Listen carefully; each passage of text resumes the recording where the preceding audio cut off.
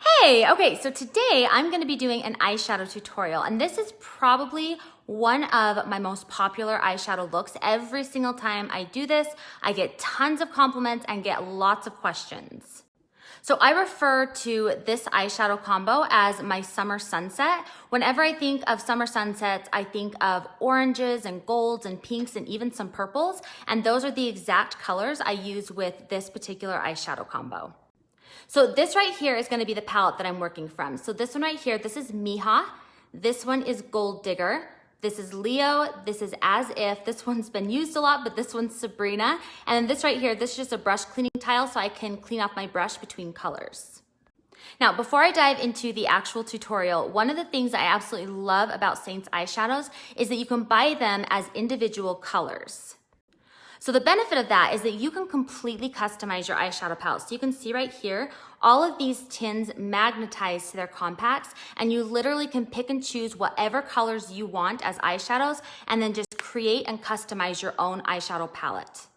This to me was like a huge game changer when I first started using Seint, because I had bought so many eyeshadow palettes over the years where I would have like maybe 5 or 6 colors that I used a lot, but then another like 10 colors that I didn't use at all.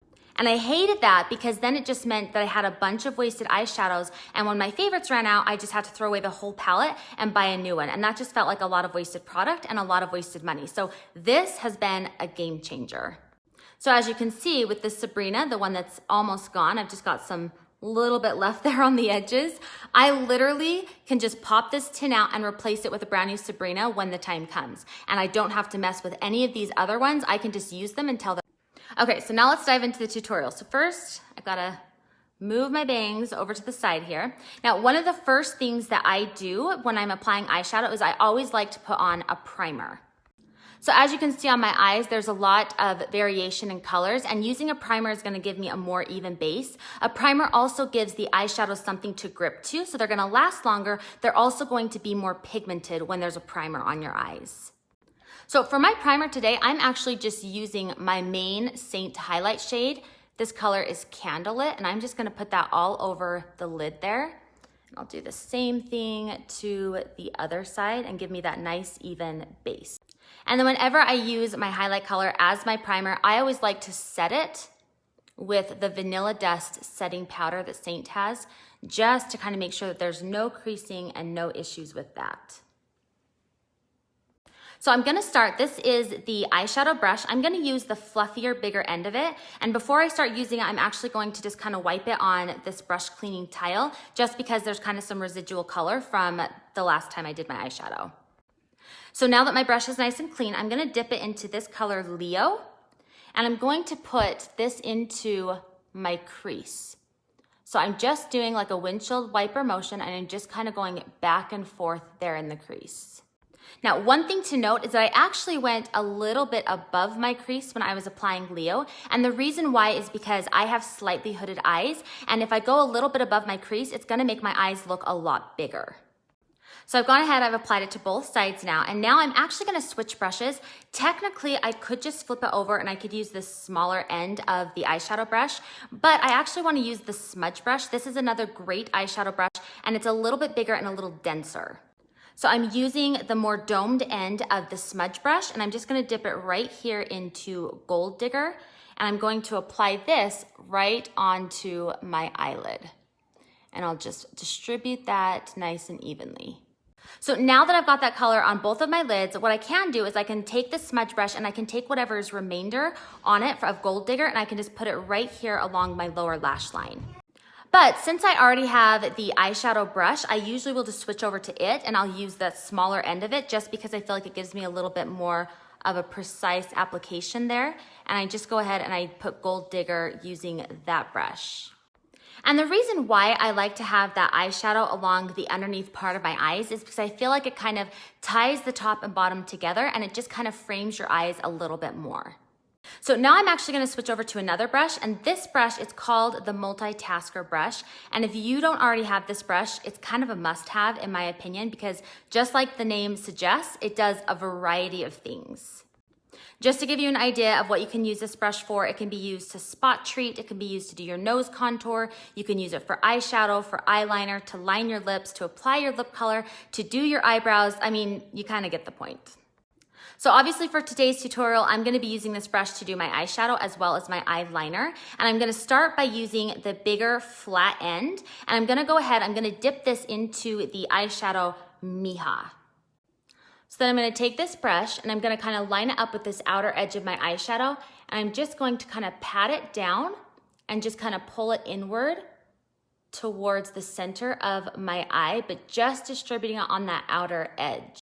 Okay, now I know that looks really bold and scary, but don't worry, we are gonna blend it. But first, I'm gonna take whatever's left over on the brush, and I'm gonna go ahead and I'm just gonna run it right here, just on the outer corner of that lower lash line. So adding that Hija to the bottom corner of your lower lash line, again, it just kind of ties the top and bottom of your eyeshadow look together, and it also just gives a little bit more definition on the outer corner. Okay, so now we need to clean it up and make it not look quite as scary. So I'm gonna take, again, the eyeshadow brush, I'm gonna take the fluffy end again, and I'm gonna dip it into the color Sabrina. So I'm first gonna start by applying this color right here along the brow bone, right underneath my eyebrow.